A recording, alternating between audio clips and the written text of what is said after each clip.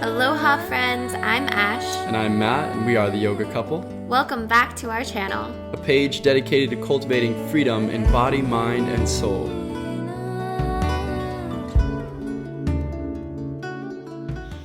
All right, what's up, guys? First, I just want to say welcome back. And we've been out for a minute. We hopped over to the other island and had a little vacation. So we are so excited to be back, getting back in our routine. And the first thing I just want to share with you is something that I thought of recently. I always jot down these little things in my phone whenever I have oh man, this is a good point. So I had this thing when I was getting frustrated recently with someone, and I realized that frustration and anger really comes down to, with other people especially, and with the world, is we think that there's some sort of injustice happening. And when there's this injustice, we therefore think that it's our responsibility to kind of take it into our own hands. We have to be the one who corrects the universe in a sense. And so we get frustrated, right? Because we think that it's our responsibility, that something wrong is happening, something fundamentally off has occurred. So when someone slights us, or we see something or experience something that we don't like, we get angry about it, right? We are getting angry because we're resisting, we're pushing against life, and we think that it's our job to balance the universe. And this is what Buddha really meant, right? When he said to understand that everyone will bring themselves down by their own hand. So you should actually pray for your enemy or bless your enemy. Because in reality, when people do you wrong, or when they cause suffering in the world, and we think, no, this is so wrong, and we want to become an activist about it and things like that, we have to understand that the only way to truly heal something like that is to have compassion, because the truth is that they're only hurting themselves. This, of course, takes a very higher understanding, and you have to really understand the interconnectedness of all things. And it really comes down to trust. We have to trust that the universe is completely balanced, that if you want to look at it this way, you could say that God is aware of everything. Every single hair of your head is counted, for example. So you have to trust that either you could look at it scientifically and say that the universe is completely balanced, there's always opposition to all things, there's always a positive and negative, and it's always self-correcting. You could look at it from a religious standpoint and say that God is aware of everything and is therefore keeping everything in balance. Nothing goes unnoticed. And either perspective you look at it, you can come to a conclusion within yourself and kind of realize the truth of karma. And something very interesting is to look on your own life. Man, I can't even tell you, this really set in for me, because there's been so many times when I had a poor attitude, or when I wronged someone else, it always came back to me. Honestly, look at your life, and there's so many situations where when you had an off, sometimes it's instant. I think I shared with you a couple times, I've shared on our Instagram stories and stuff, daily things, say from surfing. I was kind of thinking these dogging thoughts on this other guy, and I was oh man, you missed that wave. And then ironically, literally 10 seconds later, I did the same thing.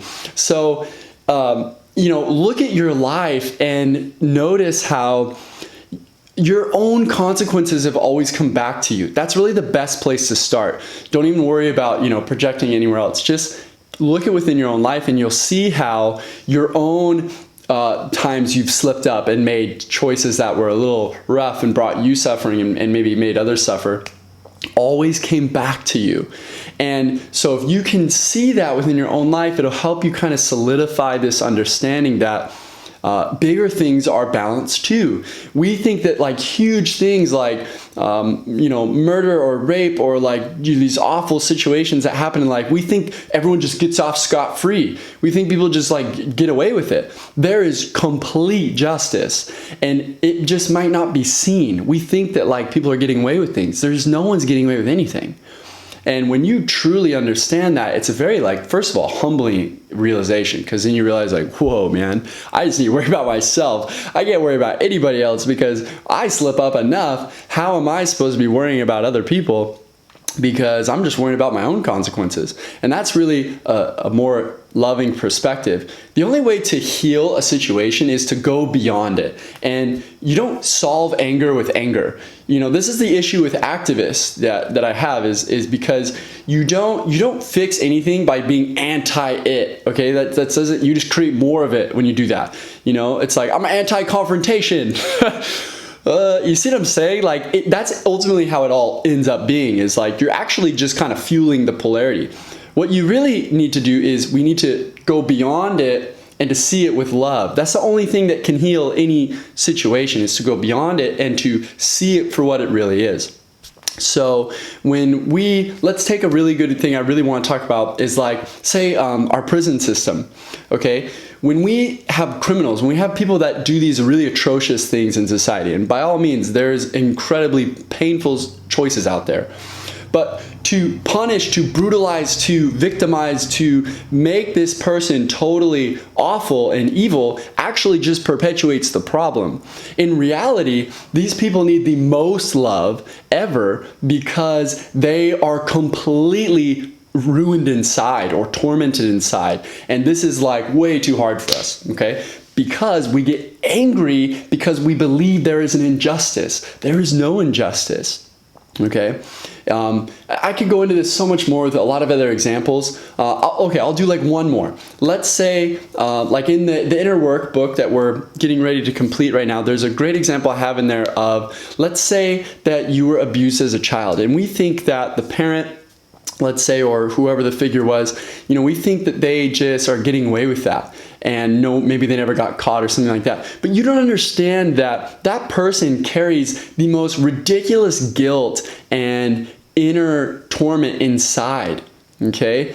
And they have to carry that with them. And it's always present in their subconscious. Even for a sociopath or a psychopath person that maybe doesn't have a sense of guilt, it's nevertheless embedded into their consciousness, into their soul. And to think that those consequences are not coming to them in other forms is kind of naive. Again, think back on your own life and look how things that were private, things that only you knew about, still came back to you in forms of consequence. So we could expound on this again and again and again. If you have other examples, I promise you we can look at anything and it will be revealed that there is always complete harmony and balance. This is why Jesus also taught to forgive your enemies, because they don't know what they're doing. Okay, we're all doing the best that we can, so we don't realize that we're causing suffering. And we have to forgive each other, because that's the only way we heal something like this. The only way we truly heal anything is to go beyond it and see it with love, see it with compassion. So next time you get frustrated, look at this. Look and see, like, well, why am I frustrated? Especially when it's a person, okay? Or something someone's doing. Because we're usually always frustrated because we think something's wrong. Like, nah, there's an injustice in the universe, and it's my responsibility to fix it. A great sage, Ramana Maharshi, said that God's got it. God's got the universe. Surrender that. Let God handle it. You cannot handle the universe. You are not capable. We are, as humans, are not capable of balancing the universe. So why even try? Surrender that. Surrender it. Let God handle the balance of the universe. All we have to do is just trust, surrender, and worry about our darn selves. Okay? Because here's the last funny thing to think about here. Well, funny, or whatever you want to look at it is, when we participate, we have now subjected ourselves to those consequences. So let's take an example of someone does me wrong, I retaliate and now do them wrong and get vengeance. Now, not only have they caused pain in the world and kind of ruined their own lives, now I have retaliated and therefore perpetuated the energy and the problem and subjected myself to those consequences. So now I'm, say, a murderer or a thief or whatever. So now it's multiplying. Okay, I remember when I was an elementary teacher, I would tell the kids, whatever you're doing is rippling into the world. If you are spreading happiness and joy, that is rippling out into the world. If you, the only way to stop frustration and anger is to stop rippling it. You got to change it. Do something different. If we respond to anger with anger, we just continue the ripples. You feel me? You getting where this is going? So we look at things with more trust and surrender.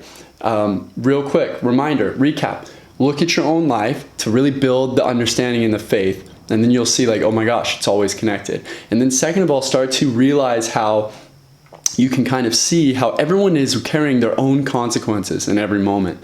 And that will kind of allow you to have a little more compassion. And then as you stay compassionate and chill, you are being a part of the solution. You don't need to go fight for it, just be it. You know what I'm saying? Just be the example. Be the calm one who doesn't react to the problem. This is the only way to heal these types of things. All right, guys, I hope you got some out of this. Let me know in the comments if you have any questions or if anything's like, oh, I don't know about that. What about this situation? I'd be happy to talk to you about it. Otherwise, give love, spread love, be the love, be the compassion, be the example. And I promise you that you will have a massive impact on the world. If you really want to change the world, be the change, right? Be the change you want to see. All right, guys. God bless. Love you. Namaste. Have a good day.